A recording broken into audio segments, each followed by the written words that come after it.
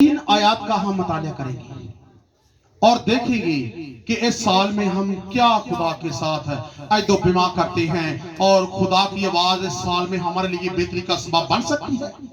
अपने ध्यान को, अपनी सोच को, मैं कहूंगा अपने तसव्वुर को खुदा की तरफ रखें। यही कलाम इस साल में जैसी बरकत आप सोच रहे हैं वैसी बरकत आपके लिए नाज़िल करेगा। हालेलुया। जी बेटा पढ़िएगा, सुनिएगा बेटी के साथ कि इस साल में जो मैं कलाम अक़दस में से आपके सामने थोड़ी सी डिटेल खोलना चाहता हूं। खुदा के कलाम में यूं लिखा है, जी बेटा, वो दुनिया में था और दुनिया उसके वसीला से पैदा हुई और दुनिया ने उसे ना पहचाना। वो अपने घर आया और उसके अपनों ने उसे कबूल ना किया, लेकिन जितनों ने उसे कबूल किया उसने उन्हें खुदा के फरजांद बनने का हक बख्शा, यानी उन्हें जो उसके नाम पर ईमान लाते हैं। वो ना खून से, ना जिस्म की ख्वाहिश से, ना इंसान की इरादा से, बल्कि खुदा से पैदा हुए। पाक कलाम के पढ़ने और सुनने जान पर खुदा की खास बरकत हो। अजीजों, हमें सिर्फ 15-20 मिनट के लिए इस कलाम की डिटेल को खोलना है कि अभी बेटी ने पढ़ा है कि वो कहां आया, अपने घर आया, लेकिन उसके अपनों ने उसे कबूल ना किया। सब कहेंगे वो अपने घर आया लेकिन उसके अपनों ने उसे कबूल ना किया। आमीन। आगे वाली आयत को जो आधा हिस्सा है वो यानी कि इसके बाद मैं दोहराऊंगा और बताऊंगा कि वो अपने घर आया। कौन आया, किसकी बात कर रहे हैं? यीशु की बात कर रहे हैं। वो अपने घर आया लेकिन अपनों ने उसे कबूल ना किया। तो आखिर यीशु किस खानदान से है, आखिर यीशु किस घराने से है, आखिर यीशु किस कुंबे से है? हम सब जानते हैं कि यीशु का जो नस्बनामा है वो यहूदा की शाख से है और यहूदा का नस्बनामा वो दाऊद से मिलता है और दाऊद का नस्बनामा आगे जाकर यस्सी से मिलता है और यस्सी का नस्बनामा आगे जाकर अब्राहम के शजरनामे से मिल जाता है। तो शजरनामे का जो आगाज है, शजरनामे का जो स्टार्ट है और इस खानदान का जो स्टार्ट है, मसीह के खानदान का जो पूरी एक लैंड लेथ है वो अब्राहम से चलती है और यहूदा के खानदान तक आती है और यहूदा की असलो नस्ल वो सुबह का चमकता हुआ सितारा है। और हमने उसका ऐसा जलाल देखा जैसा बाप के इकलौते का जलाल। ये यीशु जो हमारा मसीहा है वो अपनों के घर कहां से आता है? क्योंकि जो अब्राहम की शाख से, अब्राहम की लड़ी से, अब्राहम के कुंबे से जितने भी लोग पैदा हुए हैं उनमें से यीशु पैदा हुआ। किन में से? यहूदा की शाख से। और यहूदा का खानदान अब्राहम का खानदान कहलाता है। तो अब्राहम को खुदा ने क्या कहा कि जो तुम्हें बरकत देंगी मैं उनको क्या करूंगा? मैं उनको बरकत दूंगा, और जो तुम पर लानत करेंगे मैं भी उन पर। तो खुदा अब्राहम को अपना खलीलुल्लाह यानी कि अल्लाह अपना दोस्त बोलता है, खुदा अपना दोस्त बोलता है। तो अब्राहम का मतलब जो है हम सब जानते हैं कि क्या है? अब्राहम कौमों का बाप है। अब्राहम कौमों का बाप है। अब्राहम कौमों का अगर बाप है तो कौन सी कौमें अब्राहम से पैदा हुई? अगर यहूदी पैदा हुए तो वो अब्राहम की शाख से। उसके बाद अगर मसीहियत पैदा हुई तो वो भी अब्राहम की शाख से। उसके बाद अगर मुस्लिम भाई पैदा हुए तो वो भी अब्राहम की शाख से। यानी कि तीन जो अकवाम है वो खुदा की तमजीद करने वाली है। बाकी कोई सूरज की पूजा करता है, कोई चांद की पूजा करता है और कोई मट्टी की पूजा करता है, कोई किसी दरख्त के आगे झुकता है, लेकिन तीन कौमें जो हैं वो अब्राहम की शाख से जो है वो उसके नाम की तमजीद करती है कि खुदा ही सब कुछ करने पे कादिर और कभी खुदा है। लेकिन जो कि कलाम अक़दस में से यूहन्ना की अंजील में लिखा है वो अपने घर आया लेकिन अपनों ने उसे कबूल نہ کیا، اور یہ اپنے اس کے جو اسرائیلی جسم کے لحاظ سے ہے. یسوع جسم کے لحاظ سے کس خاندان سے ہے؟ وہ اسرائیلی ہے، یہودا کی نسل سے ہے، کیونکہ وہ دونوں ایک ہی چیز ہے لیکن قبیلوں کا نام ہے، لیکن وہ ایک ہیں. اسرائیل کے خاندان سے یسوع کا نسب نامہ، تو اسرائیل ہی میں سے یسوع پیدا ہوا، تو اسرائیلیوں نے اس کو نہ پہچانا، لیکن جتنوں نے اسے پہچانا اس نے انہیں خدا کے فرزند بننے کا حق بخشا. لیکن اسرائیل میں سے ہوتے ہوئے بھی یسوع کو نہ پہچاننے والے لوگ کیوں کر نہ پہچان سکے؟ کس وجہ سے نہ پہچان سکے؟ آخر وجہ کیا تھی؟ کہ یسوع اسرائیلی ہے لیکن پھر بھی اسرائیل اس کو مان نہیں رہا. کیا آج بھی یسوع کے وجود کو اسرائیلی مانتے ہیں؟ مانتے اسرائیلی یسوع کو؟ کیوں نہیں مانتے؟ کہ کون سی وجہ ہے؟ اسرائیلی آج بھی یسوع کو مانتے نہیں ہیں. وہ کہتے ہیں کہ جو مسیحا آنے والا ہے وہ تو ابھی آنے والا ہے، یہ نہیں آیا، یہ تو ہمارے اپنوں میں سے ہے، یہ ہمارے سامنے کام کرتا رہا ہے، ہمارے سامنے ہر روز پھرتا رہا ہے، ہمارے سامنے پیدا ہوا ہے، اور ہمارے سامنے ہی اس کے ماں باپ ہیں. ہم کیسے اس کو مان جائیں کہ یہ خدا کی طرف سے پیغمبر ہو کر آیا ہے، یہ خدا کی طرف سے نبی ہو کر آیا ہے، یہ خدا کی طرف سے بھیجا گیا اس کا رسول ہے، اس کا کلمہ ہے؟ ہم نہیں مانتے، کیونکہ جب مسیحا آئے گا تو پوری دنیا کو پتہ چل جائے گا. لیکن وہ جانتے تھے. لیکن کیوں کر ایسا ہوا کہ جب مجوسی پورب سے یروشلم میں آتے ہیں تو وہ آ کر بادشاہی میں پہنچتے ہیں، کیونکہ ان کو تھوڑا سی ڈاؤٹ ہوا تھا. اتا کہ پہنچنا تو انہیں کہاں چاہیے تھا؟ یسوع کے پاس بیت لحم میں. لیکن وہ بادشاہی میں جا کر پہنچتے ہیں اور بادشاہ سے جا کر پوچھتے ہیں کہ مسیح کی پیدائش کہاں ہونی چاہیے؟ تو بادشاہ نے دیکھا ہیرودیس نے کہ مسیح کی پیدائش، ہاں مجھے پتا ہے کہ مسیح کی پیدائش ہونی ہے. لیکن سب کو بلا لیا گیا، کہلے کے نجومیوں کو، اور بھی بہت سے جو فالگیر تھے یا شرح کے عالم تھے، شرح کے مولموں کو بلا لیا گیا. اور دیکھو بھئی، آپ کو پتا ہے نا کہ مسیح کی پیدائش کہاں ہونی چاہیے؟ انہوں نے کہا کہ لکھا ہے کہ یہودا کے بیت لحم میں، کیونکہ اسے یہودا کے بیت لحم میں پیدا ہونا ہے. اس سے پتا چلتا ہے کہ یہودیوں کو پتا تھا کہ مسیح کہاں پیدا ہوگا؟ بیت لحم میں پیدا ہوگا. لیکن پنجابی جی کہندے کی کہندے نہیں، کو جان کے انپولے بن گیا، جان کے انپولے بن گیا.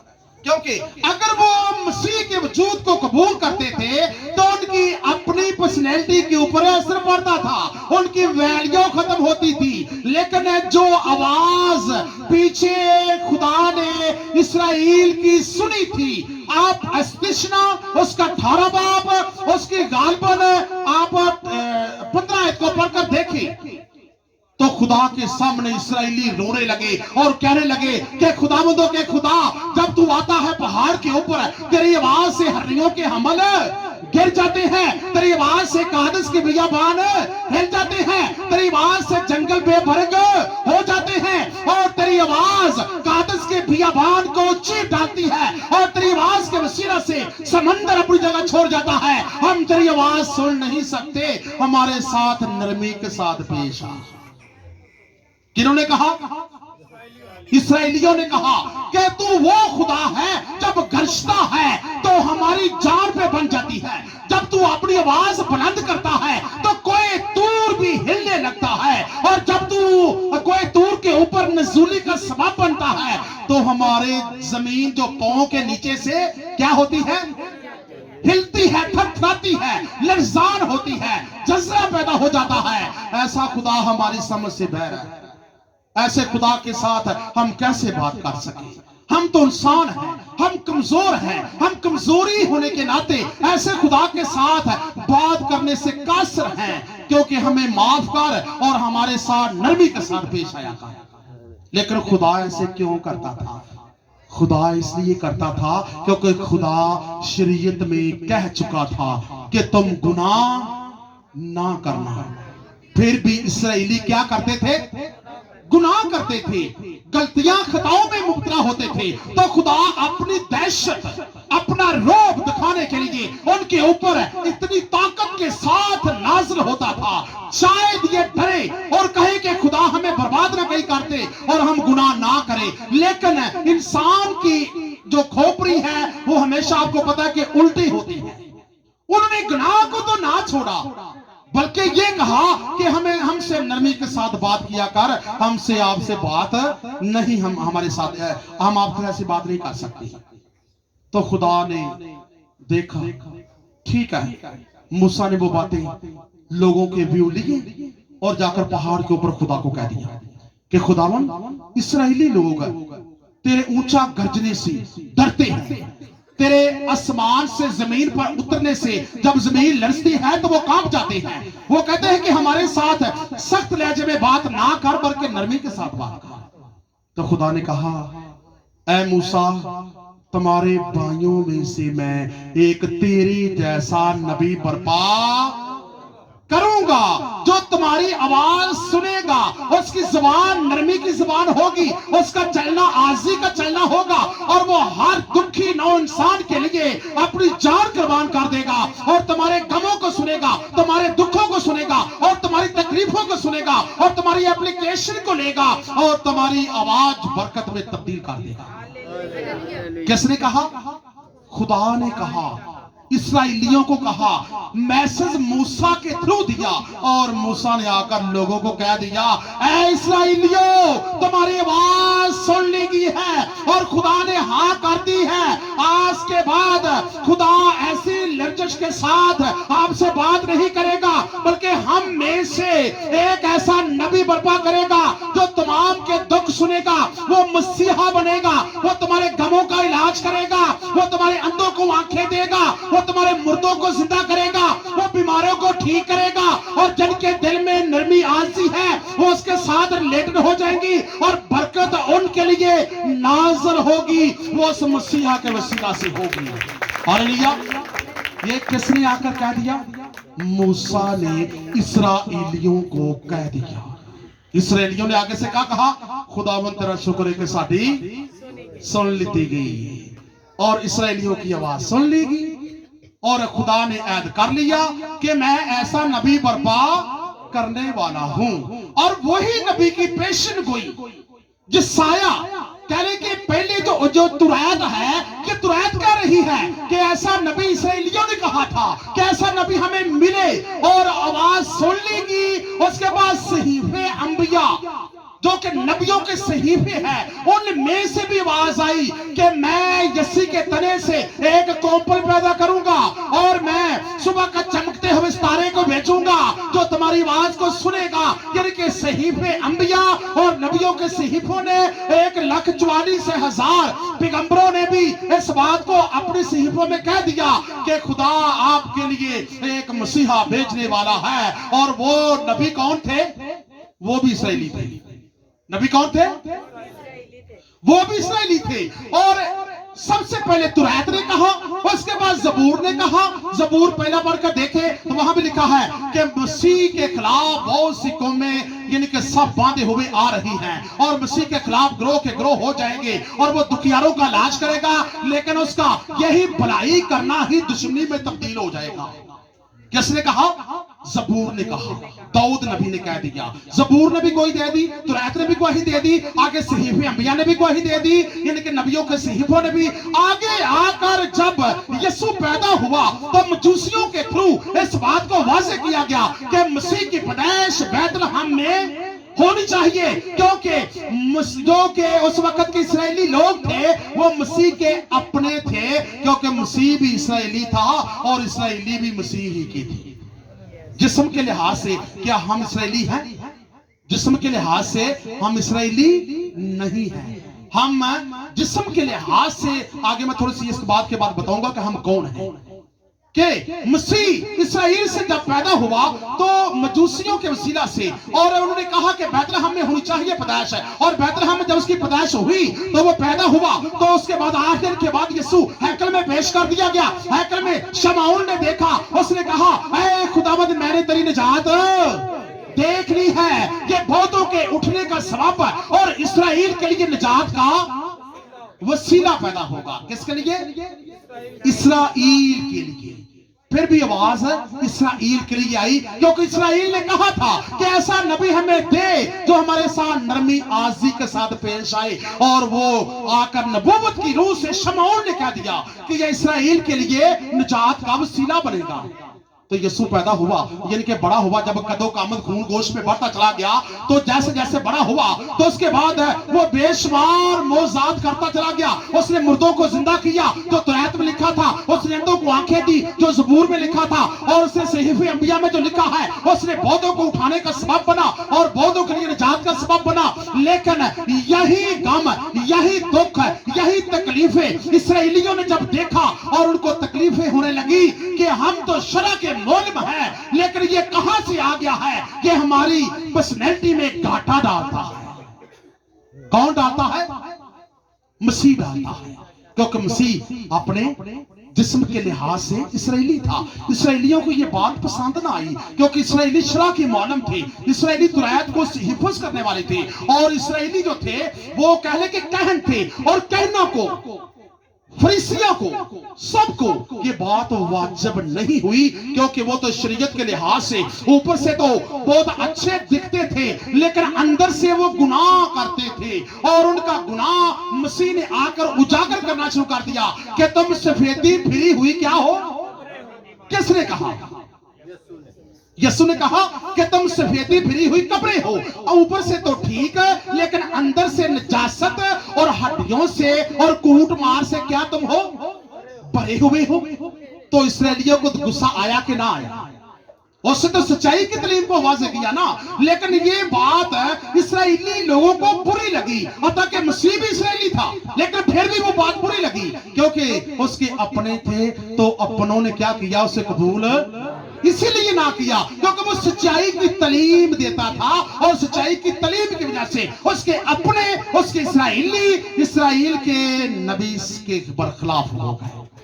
और ताकि यीशु ने कहा था, एक औरत किनारी औरत यीशु के पीछे भागती है और कहती कि ऐ खुदावंद मेरी बेटी को बदरूस्त आती है। उसने कहा कि मैं नहीं सुनूंगा। आगे जाकर फिर कहती है, ऐ खुदावंद मेरी बेटी को बदरूस्त आती है। उसने कहा कि औरत, मैं इसराइल की खोई भेड़ों के लिए भेजा गया हूं, मैं किसी और के लिए भेजा गया। लेकिन उस औरत ने क्या कहा कि हाँ खुदावंद, मैं जानती हूं कि तू इसराइल की खोई हुई भेड़ों के लिए भेजा गया है, लेकिन हम भी वो हैं जो तेरे टेबल से गिरे हुए टुकड़ों से अपना पेट भरते हैं। तो उसने कहा ठीक है, जा, तेरे मां ने तेरी बेटी को ठीक कर दिया, जाके चेक कर लिया। उसी वक्त उसकी बेटी ठीक हो गई। यानी कि इस वक्त भी इसराइल की आवाज लगी कि मैं इसराइल के लिए भेजा गया हूं, लेकिन फिर भी इसराइल ने यीशु के वजूद को कबूल नहीं किया। तो यकीनन अगर नहीं किया तो आज देख ले, इसराइल की तादाद ज्यादा है कि मसीहत की तादाद ज्यादा है? मसीहत कितने आसमान से मसीह आई थी? एक से कितने बने?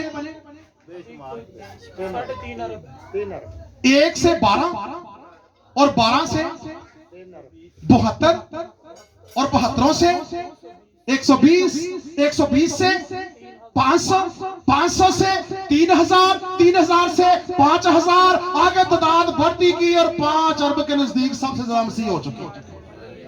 अगर मसीहत है, अगर मसीह सच्चाई की बुनियाद पर ना आता तो उसकी तादाद कभी ना बढ़ती, ये जीरो होती चली जाती है। हालेलुया।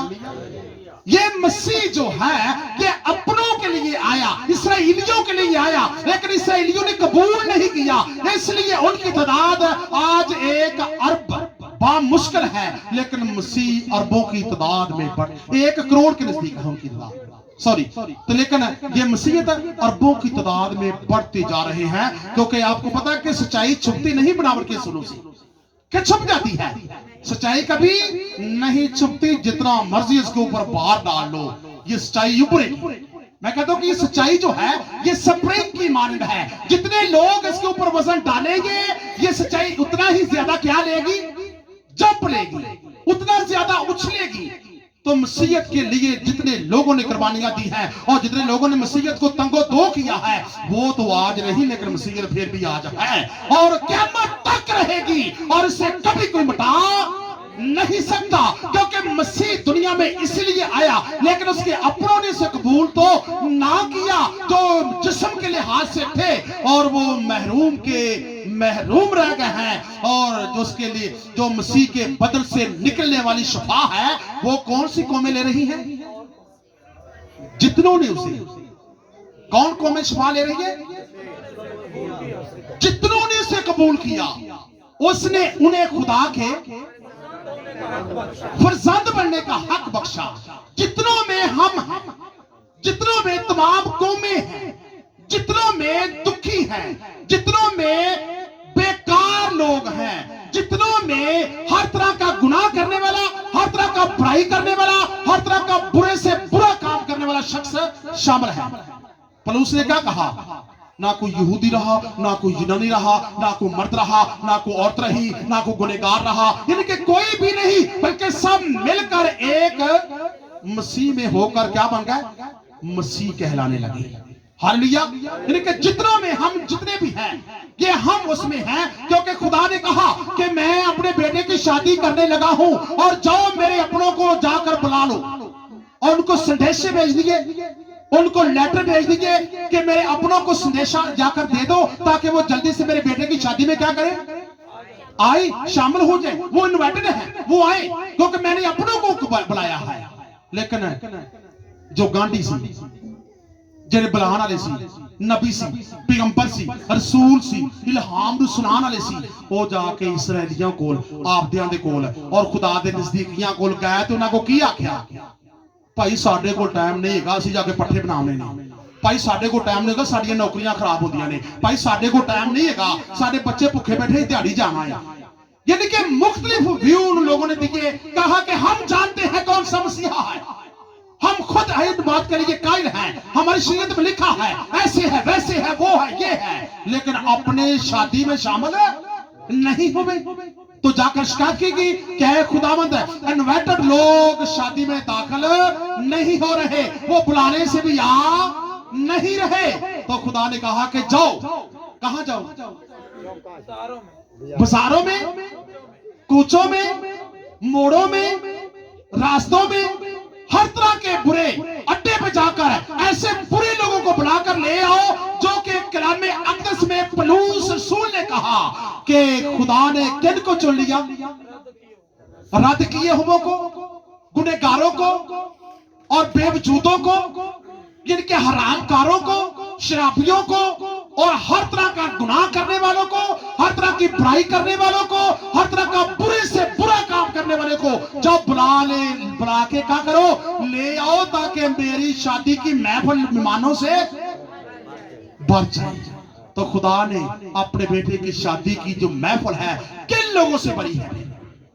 बुरे से बुरे, रद्द से रद्द किए हुए लोगों से भर ली, और कहा कि आओ मेरे बाप के मुबारक लोगों, जो मिरास बनाए आलम से तैयार की गई थी, जो वो तुम्हारे लिए है, इसे मिरास में लो और निजात पाओ। हम सब जितने हैं, हम जितनों में शामिल होकर मसीह के चहेते बन गए, हम मसीह के कलोसी बन गए, हम मसीह के नजदीक से नजदीक होते चले गए। जितने भी हमारे गम थे, जितने हमारी तकलीफें थी, और जितने हमारे गम में, घर में दुख थे, अगर हम गरीबी में थे, तो सारे कन्वेंशन उठाए और यीशु के ऊपर लाद दिए, और कहा कि तूने खुद ही कहा था कि मैं दुनिया का बर्रा हूं, और मेरे ऊपर लाद दो, ताकि मैं जहां के गुनाह को। तो किसने उठा लिए? अपनों के उठाए कि गैरों के उठाए? गैरों के उठाए ना। हम जो अगर गैर हैं, तो यकीनन खुदा हमें अपने बेटे और बेटियां बना चुका है। अगर इस साल में हम ऐद करें, तो शर्त ये है, इस साल में क्या करना है? ऐद करना है कि खुदाबंदों के खुदा, मैं तेरा बेटा बन चुका हूं, मैं तेरी बेटी बन चुकी हूं। मैंने पिछले साल में हरामकारी की, मैंने पिछले साल में बेईमानी की, मैंने गुजरे हुए साल में बहुत बुरी गाली गलौज किया, मैंने पिछले गुजरे हुए साल में बहुत गलीज से गंदे काम किए हैं। मैंने बुरा देखा है, और मैंने बुरा सुना है, और मैंने बुरे कामों में जाकर हिस्सा लिया है, लेकिन वो पुराने साल में रद्द किए गए। मैं कहता खुदा, मैं नए साल में ऐसे काम नहीं करूंगा, मुझे अपना बेटा बना। मुझे अपनी बेटी बना, ताकि तेरी बरकत इस साल में मेरी जिंदगी में आएगी नहीं आखना, आ चुकी है, क्योंकि उसने सब जितनों को अपने पास बुलाया है और जितनों में हम सब शामिल हैं। एक बात आखिरी मैं आपको बताऊंगा कि यीशु जो ਅਸੀਂ ਸੁਣਿਆ ਕਿ ਉਹਦੇ ਆਬਦਾਂ ਨੂੰ ਕਬੂਲ ਕੀਤਾ ਸੀ, ਨਹੀਂ ਕੀਤਾ ਸੀ ਨਾ? ਕਿਹਨੂੰ ਨਹੀਂ ਕਬੂਲ ਕੀਤਾ ਸੀ? ਯਿਸੂ ਨੇ। ਤੇ ਯਿਸੂ ਕਿੰਨਾਂ ਦੀ ਜ਼ਿੰਦਗੀ ਵਿੱਚ ਹੈਗਾ? अपना हाथ खड़ा कर सकते हैं? हाथ खड़ा करना आपको मांगा पड़ेगा, मेरी बात याद रखना। अब मैं आपको बताऊंगा, अगर यीशु के वजूद को उसके अपनों ने कबूल नहीं किया तो यीशु जिसमें आएगा उसकी अपने में से कबूल नहीं करेगी। जितना मर्जी वो भाग ले, उसकी अपने में उसको कबूल है, क्योंकि उसके अंदर बसने वाला वो है जिसके अपनों ने कबूल नहीं किया। उसका असर आपकी जिंदगी के ऊपर लाजमी पड़ेगा। पड़ेगा कि नहीं पड़ेगा? अगर आप अच्छा काम करते हैं, आपके अपने कबूल करते हैं। अगर हम दुआ करते हैं तो दुआ की तरफ आपके अपने कहते हैं कि ये अच्छा काम कर रहा है, नहीं ना कहते? तो क्यों नहीं कहते? किसकी वजह से नहीं कहते? क्योंकि आपके अंदर बसने वाला वो यीशु है जिसके अपने ने उसे कबूल नहीं किया, और अगर उसके अपने उसे कबूल नहीं किया तो वो आपके अंदर है। तो आपके अंदर बसने वाला ऐसा है तो आप भी तो वैसे ही होंगे ना, आपके साथ भी वही सलूक किया जाएगा। याद रखिएगा अजीज, मेरी बहन, मेरे भाई, अगर आप मसीहत में हैं, आप मसीह में कह चुके हैं कि खुदावंद तू मेरे अंदर आ, खुदावंद मैं तेरा मकदस हूं और तू उसमें बस है। वो कहता है कि मैं क्या करने, मैं पाक रूह की कुदरत के वसीला से आपके वजूद में, आपके दिल में, आपकी सोच में, आपके बदन में आ चुका हूं। लेकिन उम्मीद मत रखना कि तेरे कोई तुझे एप्रिशिएट करेंगे, ये दिल में मत सोचना, क्योंकि मेरे अपनों ने कहता नहीं किया तो तेरे अपने कैसे करेंगे? अजीज, कलामे अक़दस का जोर हमेशा बुरे लोगों के लिए आवाज का सबब है। कलामे अक़दस का जोर आपके दुखों की तरफ है। जो खुदा के काम में बढ़ना चाहता है, जो खुदा के कलाम में बढ़ना चाहता है, उसके लिए आवाज ये होगी कि खुदा कहता है कि मुझे वो लोग कबूल करते हैं जो दुखी होते हैं। तो यीशु की खिदमत सारी की सारी देख ले, 4 अनाजील का मुताला करके आप देख ले, उसके पीछे कौन लोग आते थे? क्या सुखी थे कि दुखी थे? दुखी लोग थे, और जिनके गम थे, जो बेबरकते थे, और जिनकी जिंदगी में बहुत ही मसले पैदा हो चुके थे, वो यीशु का गिराव किए हुए होते। क्योंकि यीशु जंगल में जाकर बैठ जाता, मशरक से, मगरब से, शुमाल से, जनूब से लोग पै दर पै आते चले जाते, और वो अकेला बैठा होता, लेकिन निगाह डालता तो हजारों की तादाद में लोग होते थे। आज के दौर में, आज के लम्हा में, आज की घड़ी में, लास्ट क्वेश्चन के इस साल में, क्या को गुराना अपना हाथ खड़ा करके कहेगा कि मेरे घर में दुख नहीं है? किसी के पास ये जुर्त है हाथ खड़ा करने की? किसी के पास ये जुर्त है? क्या मैं कर सकता हूं? नहीं कर सकता। खादम होने के नाते नहीं कर सकता, आप भी नहीं कर सकते। कोई शख्स जो दुनिया में पैदा हुआ है अपना हाथ ऐसे खड़ा करके नहीं कह सकता कि खुदावंद तेरा शुक्र है कि मेरा घराना दुखों तो खाली है। कोई भी जो दुनिया में पैदा होता है उसका घर दुखों में मुब्तला हो जाता है। इसीलिए अय्यूब कहता है कि खुदावंद इससे बेहतर होता कि मैं अपनी मां के पेट में सकाती हमल हो जाता, क्योंकि दुनिया में पैदा होना दुख का सबब है। यिर्मयाह ने भी कहा, यशायाह ने भी कहा कि खुदावंद से पहले कि हम सकाते हमल हो जाते, हम खत्म हो पैदा होते ही मर जाते, क्योंकि दुनिया में पैदा होना तो गम में शामिल होना है। जो शख्स दुनिया में पैदा हुआ है वो गम में शामिल है। किसी को बेटे का गम, किसी को बाप का गम, किसी को औलाद का गम, किसी को अपने घराने का गम, किसी को बेटी का गम, और किसी को यानी कि बेशुमार बीमारियों का गम है। गम हर तरफ से हम सबको क्या किए हुए है? घेरे हुए है। तो ये गम का तस्वर आज से लेकर अपने दिल से निकाल कर कह दे कि खुदावंद तू हमें बच चुका है। तूने कहा है कि मैं तुम्हारे दिल में आ चुका हूं और तू हमारे दिल में वाकई आ चुका है। हमारा बोझ उठा और हम इस साल में रिलैक्स हो चुके हैं। हमारे सारे गमों को तूने उठा लिया है। ये ऐद अपने दिल में आज के लेकर ठान ले।